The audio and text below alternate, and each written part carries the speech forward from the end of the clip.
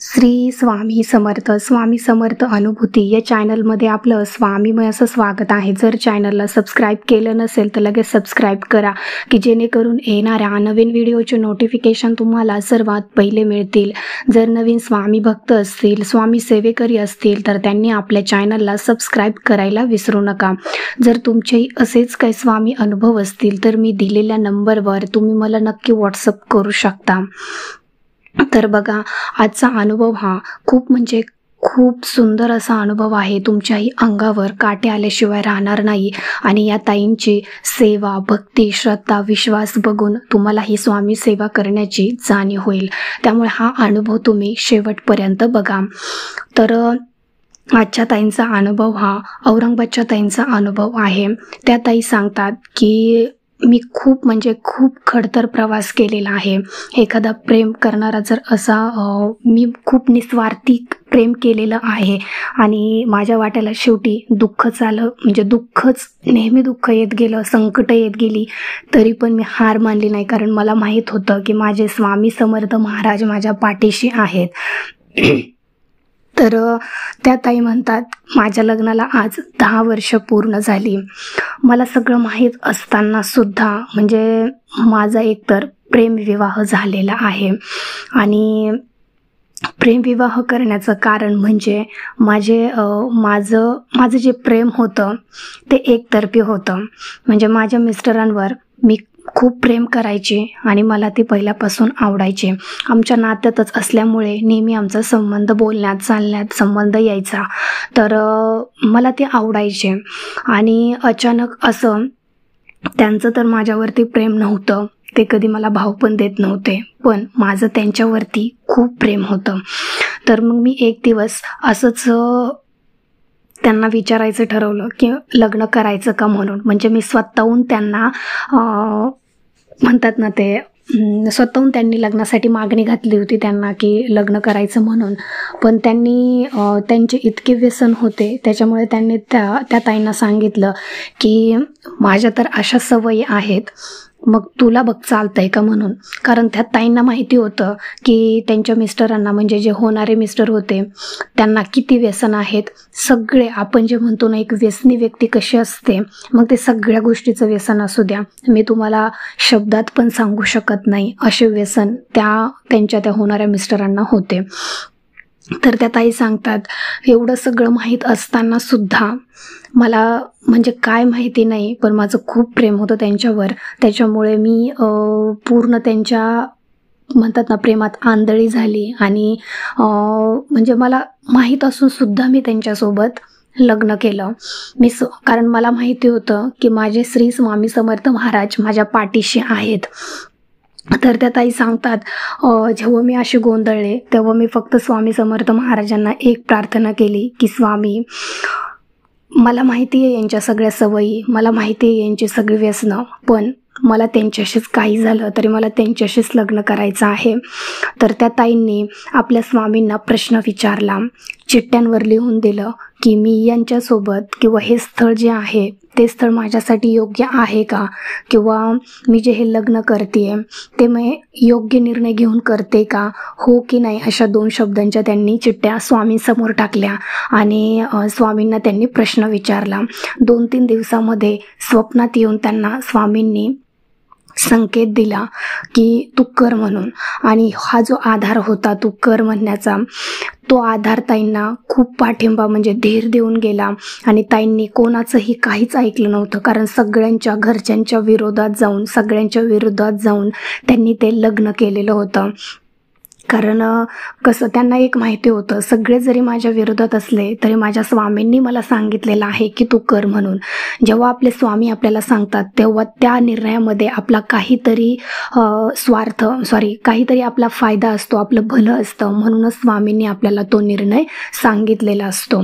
भलेही आजची परिस्थिती आपल्यासाठी योग्य वाटत नसेल, पण जे काही भविष्यात होणाऱ्या गोष्टी आहेत त्या आपल्यासाठी कदाचित चांगल्या असतात, भल्याच्या असतात.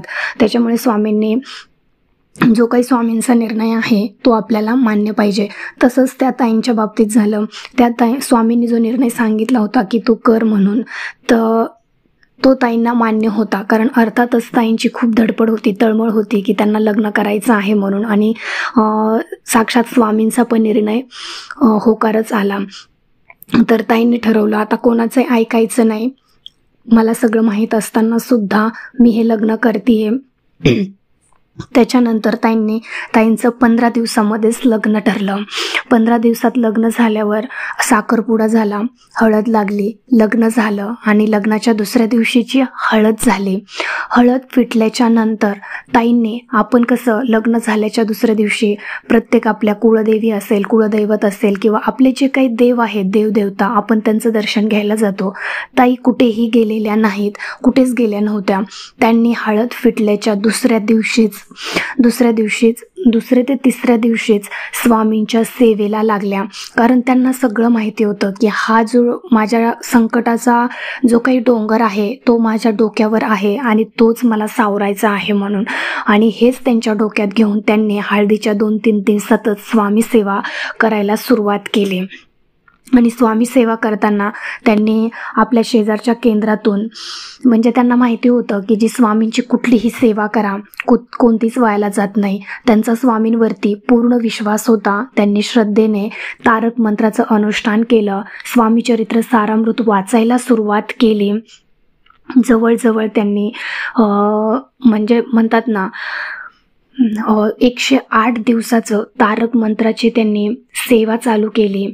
त्याच्यानंतर 1 ते 2,000 स्वामी चरित्र सारामृत वाचण्याचा त्यांनी संकल्प केला. 1001 स्वामी चरित्र सारामृत वाचण्याचा संकल्प केला आणि त्यांनी सेवेला सुरुवात केली. आता अर्थातच 108 दिवस म्हणजे आपले कमीत कमी 3 ते 4 महिने असतात. 4 महिने धरून चला, त्यातले आपल्या स्त्रियांचे जे काही मासिक धर्माचे दिवस असतात ते सोडून देऊन राहिलेले दिवस आपण काउंट करतो. त्यामुळे ताईंची 4 ते 4.5 महिने 108 दिवसांची सेवा चालू झाली. त्याच्यानंतर हे जी स्वामी चरित्र सारामृत होते तेही ताईंचे चालूच होते. त्यामध्ये काही जर अडचणी आल्या तर ताईंनी परत, म्हणजे जसं 1001 स्वामी चरित्र सारामृत म्हणजे तुम्ही विचार करा 365 दिवस असतात आपले वर्षात. असे जवळजवळ 3 ते 4 वर्ष ताईंचं स्वामी चरित्र सारामृत चालू होतं.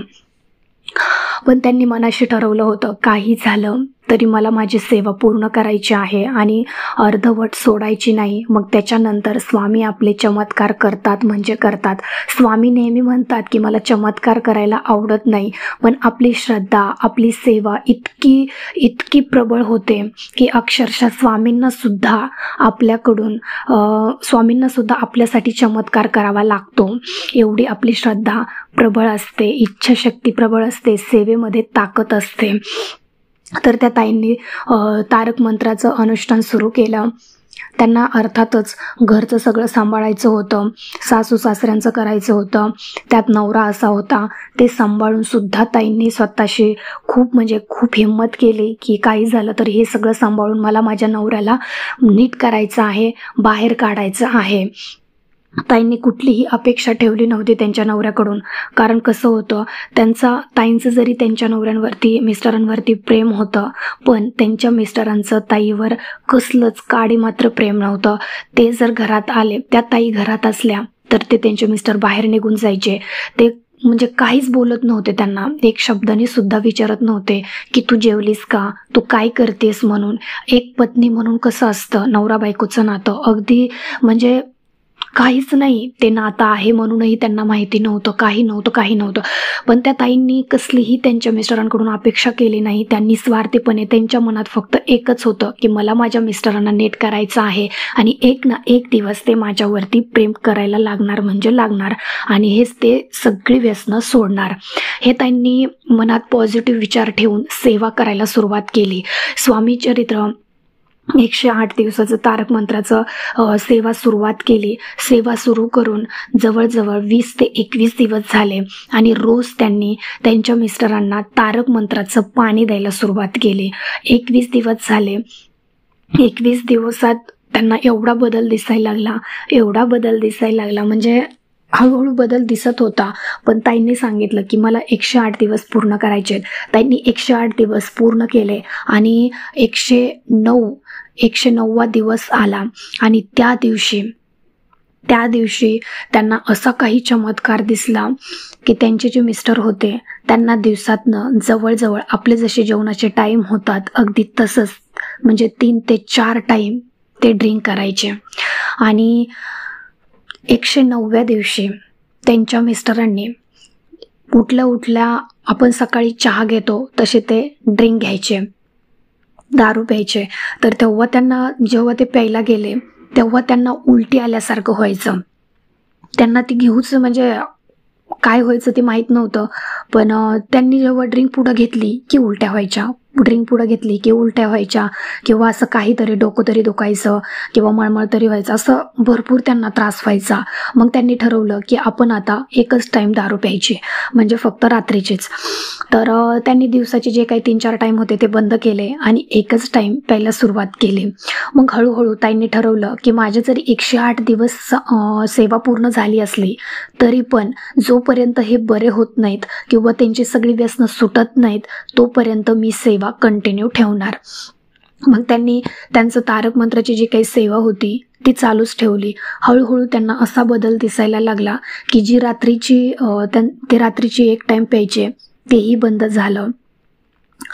आणि ताईंना असा काही चमत्कार झाला की त्यांच्या ज्या काही 10 वर्षापासूनचं त्यांचं ज्या काही मिस्टरांचं व्यसन होतं ते व्यसन त्यांचं 108 तारक मंत्राच्या पाण्याने, तीर्थाने आणि जे स्वामी चरित्र सारामृत होतं त्या सेवेने त्यांच्या मिस्टरांची पूर्ण दारू सुटली.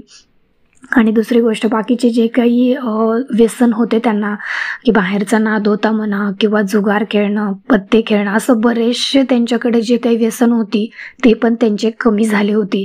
अर्थात ते डिप्रेशनमध्ये गेले होते. पण डिप्रेशनमध्ये जाण्याचं कारण म्हणजे त्यांना एक व्यक्ती, म्हणजे त्यांचं पहिले एका व्यक्तीवर प्रेम होतं आणि ती व्यक्ती त्यांना सोडून गेली होती. अर्थातच ती व्यक्ती सोडून गेल्यामुळे त्या ताईंचे मिस्टर डिप्रेशनमध्ये गेलेले होते.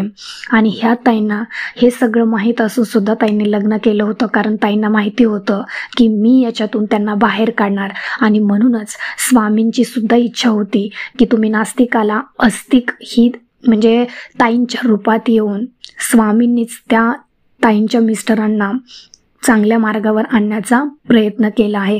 कारण ताईंची एवढं सगळं माहीत असताना आजच्या काळामध्ये कोण लग्न करू शकतं? तुम्हीच विचार करा. कोणीच नाही करू शकत. कारण एक जरी गोष्ट आपल्यात कमी असली किंवा वाईट असली तरी समोरचा व्यक्ती विचारतो की बाबा ही व्यक्ती वाईट आहे, मग मी हिच्यासोबत का लग्न करू असं. तर त्या ताईंना असंख्य असे व्यसनं माहीत असताना सुद्धा त्या ताईंनी लग्न केलं. स्वतःवरती हिंमत ठेवून, स्वतःच्या काळजावर दगड ठेवून त्यांनी सेवेला सुरुवात केली. आणि ताईंची सेवा स्वामींपर्यंत पोहोचली आणि स्वामींनी त्यांचा संसार अगदी म्हणजे सुरळीत चालवला. आणि त्यांच्या ज्या सासूबाई होत्या त्यांनी पण ठरवलं होतं की माझी सून ही एक म्हणजे माझ्या मुलाचं आयुष्य बदलण्यासाठी आलेली आहे आणि मी हिला कधीच सासरवास करणार नाही, कधीच त्रास देणार नाही, कारण ती माझ्या मुलाचं आयुष्य नक्की सुधरेल आणि एक ना एक दिवस माझा मुलगा आणि माझी सून चांगला संसार करतील. अगदी सासूबाईंचा त्यांना खूप मोठा आधार होता. अगदी त्या आईसारखं त्यांना प्रेम द्यायच्या. त्याच्यामुळे ताईंनी पण ठरवलेलं की आपल्या सासूबाईंना पण आपण त्रास द्यायचा नाही किंवा जे काही आहे ते माझ्या सगळं मिस्टरांसाठी मी करणार आहे. आणि 10 वर्षानंतर त्यांचा संसार अगदी म्हणतात ना लक्ष्मीनारायणाचा जोडा असेल किंवा असा जो संसार असतो ना एक पती पत्नीचा, अगदी तसं सुरळीत चालू झाला. आणि त्यांचं आयुष्य जे नास्तिकाचं आयुष्य होतं त्यांच्या मिस्टरांचं, ते नास्तिकाचा अगदी नास्तिक असलेला, कधी तो देवाला मानणार नाही, त्यांना देव काय आहे किंवा मी माणसात आहे की नाही किंवा घरात काय चाललं आहे किंवा काय कमी आहे हे काही माहिती नव्हतं. 10 वर्ष त्यांनी फक्त आणि फक्त त्यांचं व्यसनावरती लक्ष होतं. आणि हे ताईंना ताईंनी खूप त्रास सहन केला. अगदी त्यांच्या घरामध्ये रात्रंदिवस भांडणं व्हायची, मारहाण व्हायची, शिव्यागाळ व्हायच्या, पण ताईंनी सेवा थांबवली नाही. सेवा न थांबवल्यामुळे ताईंच्या आयुष्यामध्ये सगळं काही चांगलं होत गेलं. ताई रात्री भांडणं व्हायची, सकाळी ताई उठून सेवा करायच्या. परत दुसऱ्या दिवशी सेवा झाल्याच्या नंतर परत दिवसात एकदा तरी त्यांचे भांडणं व्हायची. परत ताई सेवेला सुरुवात करायच्या. म्हणजे ताईंनी सेवेकडे दुर्लक्ष केलं नाही. त्यांना माहिती होतं हे असं वातावरण आहे, त्याच्यामुळे कधी ना कधीतरी आपल्या घरामध्ये भांडणं, क्लेश असे हे होतच राहणार आहेत. पण त्यांची स्वामींवरची श्रद्धा, विश्वास कमी झाला नाही. त्यांचा स्वामींवरती पूर्ण विश्वास होता. त्यामुळे त्यांनी स्वामींची सेवा सोडली नाही आणि स्वामींवरती 100% पूर्ण विश्वास ठेवून ते या संकटातून आज अलगदपणे बाहेर आले. आणि त्यांच्या सासूने तर अक्षरशः त्यांना म्हणलं की स्वामीच तुझ्या रूपात येऊन माझ्या मुलाचं आयुष्य जो काही तो बर्बाद झालेला होता तो पूर्ण आज चांगल्या मार्गावरती आलेला आहे आणि तुझ्यासारखा हिरा माझ्या मुलाच्या आयुष्यात स्वामींनीच पाठवलेलं आहे. त्याच्यामुळे माझ्या मुलाचं आयुष्य आज खूप सुखरूप आणि सुंदर आणि चांगल्या मार्गावरती झालेलं आहे. आज जर तू माझ्या मुलाच्या आयुष्यात आली नसतीस तर माझ्या मुलाचं आयुष्य हे कायमचं बर्बाद झालेलं असतं. कारण याच्यातून बाहेर काढण्याचा मार्ग दिसत नव्हता आणि स्वामींचाही मार्ग मला माहीत नव्हता. तू जेव्हा आलीस तेव्हा स्वामींच्या सेवेनेच तू स्वामींनाच घेऊन आपल्या घरामध्ये तू प्रवेश केलास, असं त्या सासूबाई खूप काही त्या सोनेला म्हणजेच ताईंना बोलल्या. आणि खरंच एक आई कसं प्रेम करते अगदी तसंच त्या सासूबाई त्या ताईंवरती प्रेम करायच्या. आणि त्यांचा संसार जेव्हा मुलगा म्हणजेच ताईंचे मिस्टर चांगल्या मार्गावरती आले, सगळी व्यसनं सोडली, त्यांचा संसार सुरळीत चालायला लागला, त्याच्यानंतर त्यांनी गर्भधारणा ठेवायचं, प्रेग्नन्सी राहण्यासाठी त्यांनी प्रयत्न चालू केले. तर त्यांना हे संसार सुरळीत चालू झाल्याच्या नंतर 1 ते 2 वर्षामध्येच त्यांना प्रेग्नन्सी राहिली. त्याच्यानंतर त्यांना एक गोंडस असं बाळ झालं, मुलगा झाला.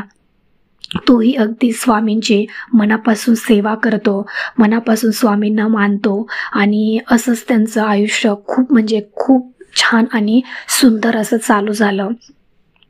त्या ताई सांगतात, जर मी ह्यांच्या आयुष्यात आले नसते तर खरंच म्हणजे त्यांचे जे मिस्टर आहेत ते आज खूप म्हणजे खूप मनापासून प्रेम करतात त्या ताईंवरती आणि ताईंनाही तेच पाहिजे होतं.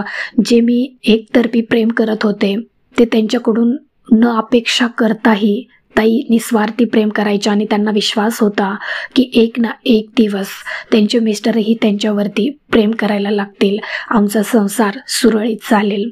हा विश्वास धरून स्वामींची सेवा करून त्यांनी मनात हिम्मत धरली, जिद्द होती त्यांच्या मनामध्ये आणि पॉझिटिव्हिटी असल्यामुळे हे सगळं शक्य झालं. खरंच ह्या औरंगाबादच्या ताईंचा अनुभव अंगावर काटे येण्यासारखा आहे. 50% लोकांचा हाच प्रॉब्लेम असतो. एक तर संसार सुरळीत चालत नाही, व्यसनाधीन लोक असतात, त्याच्यामुळे संसार मोडले जातात. म्हणजे जवळजवळ 50 ते 60% महिलांचा, पुरुषांचा हाच प्रॉब्लेम असतो. कदाचित तुमच्याही बाबतीमध्ये जर असं होत असेल, आज जो माझा व्हिडिओ बघत आहे त्यापैकी किंवा तुम्ही ज्यांना कोणाला हा व्हिडिओ शेअर करणार आहात त्यांच्यापैकी जर असं कोणाच्या बाबतीत होत असेल तर घाबरून जाऊ नका. तुम्ही जर स्वामी सेवेत आला नसाल तर स्वामी सेवा करायला लागा. तुमचे कसलेही प्रॉब्लेम असू द्या, घाबरून जाऊ नका, स्वामींची सेवा करा. तुमचे एक ना एक दिवस प्रश्न सुटल्याशिवाय राहणार नाहीत, याची शाश्वती मी देते. कारण स्वामींची सेवा, कुठलीच सेवा वायाला जात नाही. तुम्ही फक्त ती मनापासून करा, श्रद्धा ठेवा, संयम ठेवा. तुम्हाला शेवटच्या क्षणी सुद्धा स्वामी अनुभव देतात, चमत्कार करतात म्हणजे करतात. तर ह्या ताईंचा अनुभव तुम्हाला कसा वाटला मला कमेंट बॉक्समध्ये कमेंट करून सांगा. आणि आवडला असेल तर लाईक, शेअर आणि सबस्क्राईब करायला विसरू नका. भेटूया अशाच एका नवीन व्हिडिओसोबत. तोपर्यंत सर्वांना श्री स्वामी समर्थ.